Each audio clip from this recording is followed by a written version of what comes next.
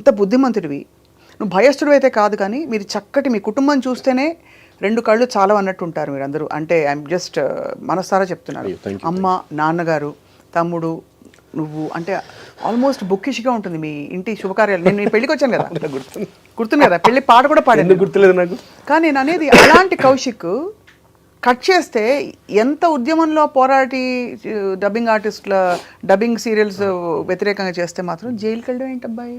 అంటే అంటే అంటే నాకు అసలు బొమ్మ అతకట్లేదు. అంటే ఏం లేదు స్వప్న, ఏంటంటే చేయడం తప్పు కాదు, నా అప్రోచ్ తప్పు. ఏం చేస్తావు యాక్చువల్లీ? అది అంటే ఇప్పుడు యాక్చువల్గా బాగున్నా అందరితో, బాగుండు ఫ్లాష్ బ్యాక్ వెళ్ళడం ఇష్టంలా, కాకపోతే అప్రోచ్ తప్పు.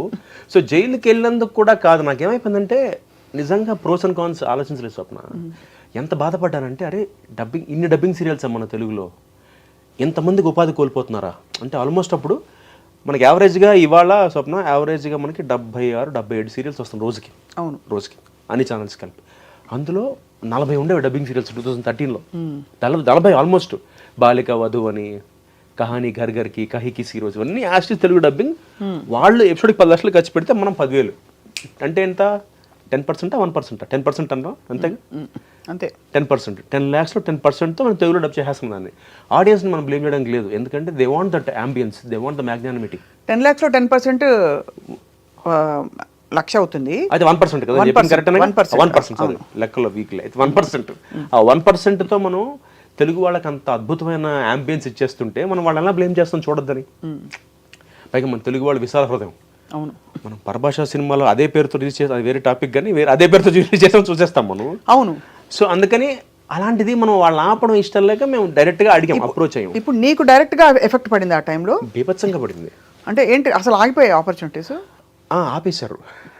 అంటే అది కావాలని ఏదో చెప్పి ఎవరు బ్యాండ్ అని చెప్పలా, అలా పద్ధతిగా సంసారపక్షంగా ఫ్యామిలీ టైప్గా ఎవడు పెట్టుకోలేదు, మెల్లిగా ఎవరు పెట్టుకోవట్లేదు, వర్క్ లేదు.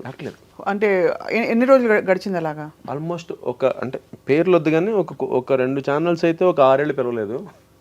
అప్పుడు ఒక ఛానల్తో డబ్బింగ్ సీరియల్స్ వల్ల జస్ట్ అంటే ఆ ఇంపాక్ట్ అంటే పైగా నా ఇంట్లో పెళ్లి కాదు, 10 మంది బాగుండాలని తాపత్రయపడ్డందుకు నాకు తెలిసేది. ఇక ఐఎమ్ వెల్ అవేర్, నీ ఈ స్టెప్ తీసుకుంటే నాకు కొడుతుందని తెలుసు. కాకపోతే నా భార్య, నా పిల్లాడు, నా మదర్ ఫాదర్, నా ఫ్యామిలీని ఆలోచించలా. అంటే బహుశా నేను అలా పెరిగానేమో తెలియదు నాకంటే, నాకు చిన్నప్పటి నుంచి ఆ అప్రోచ్ స్వప్న, అందరూ బాగుండాలి, అందులో నేను ఉండాలి. దానికోసం I go to any extent, to be honest, సిన్సియర్గా, నిజాయితీగా. అది నా అప్రోచ్ టువర్డ్స్ లైఫ్. సో అలా జరిగిన దాంట్లోనే జరిగింది ఇది. అందరూ బాగుండాలి కాబట్టి నేను కొంతమంది కలిసి ప్రయత్నించాం. ఇవాళ లక్కీగా ఆగాయి, అది వేరే విషయం. కానీ దాని వెనకాల చాలా శ్రమ, చాలా కష్టం పడ్డాం మేము అందరం. అంత అన్ని కెరీర్ కూడా ఒక 6 ఏళ్ళు గ్యాప్ వచ్చేసి అంత కష్టపడ్డాం. ఆ టైంలో ఏం చేసావు మరి ఉపాధికి? కష్టపడ్డావా? చాలా కష్టపడ్డా. అంటే టు బి ఆనెస్ట్ ఎంత కష్టపడ్డా, దాచుకుని డబ్బులు సరిపోవు, బికాజ్ సీరియల్స్ లో ఎంత వస్తాయి తెలుసు కదా, పీనట్స్. సరిపోకపోగా లక్కీగా మా వాడు జాబ్ కాబట్టి బతికాను.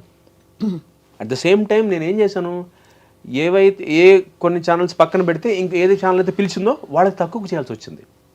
ఐరనీ ఏంటంటే, ఒకప్పుడు ఒక ఛానల్లో మంచి పేమెంట్ తీసుకుని ఎప్పుడైతే వాళ్ళకి తెలిసిందో వీళ్ళు నన్ను రానివ్వట్లేదని, వాళ్ళు నా మార్కెట్ రేటు తగ్గించేశారు.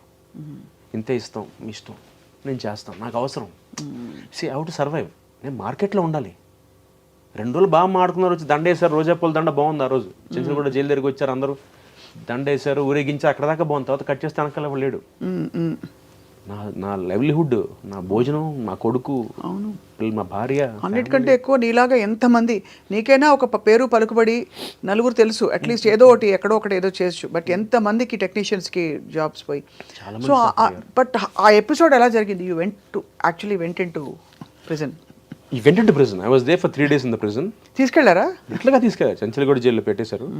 జైల్లో ఉండి బెయిల్తో, కండిషనల్ బెయిల్తో బయటకు వచ్చారు. ఎలా ఉండింది? హౌ వాజ్ యువర్ మానసిక స్థితి? I was very much confident Swapna. ఎక్కడ కాన్ఫిడెంట్ ఫీల్ అంటే, లోపలికి వెళ్ళగానే జైలు ఆయన లోపల చూస్తున్నాను. నువ్వు ఫీల్ అవ్వకమ్మా, ఒక మంచి పని కోసం అరెస్ట్ అయ్యావు నువ్వు. అఫ్కోర్స్ నువ్వు చేసిన తప్పే, నువ్వు రాళ్ళు వేసావు, కొట్టావు, పక్కన పెట్టేస్తే నువ్వు మంచి పని చేసి అరెస్ట్ అయ్యావు. అది ఫీల్ అవ్వకు.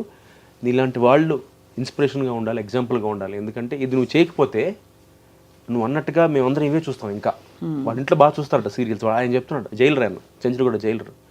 అక్కడ ఒక చిన్న హై వచ్చింది నాకు. బట్ లోపల పరిస్థితి చూసాక స్వప్న, ట్రస్ట్ మీ భయం వేసింది.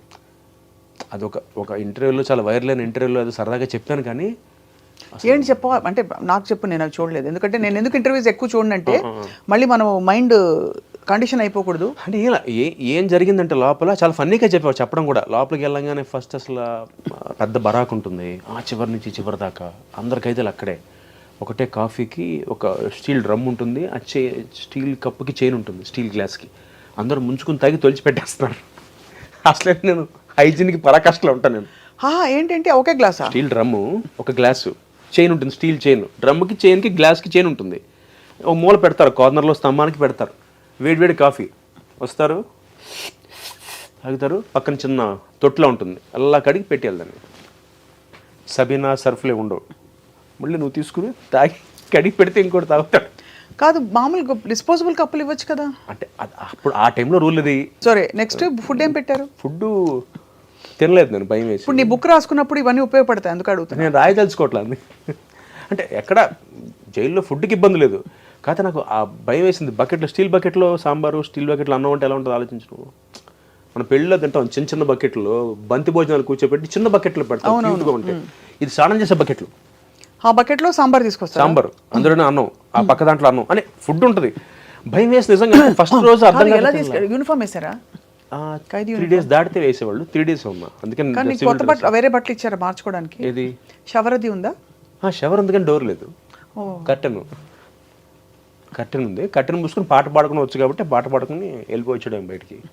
సో డ్రెస్లు అవే ఉంటాయి. 3 days దాటి ఉంటే నేను విఐపి బరాక్కి మార్చుండేవాళ్ళు.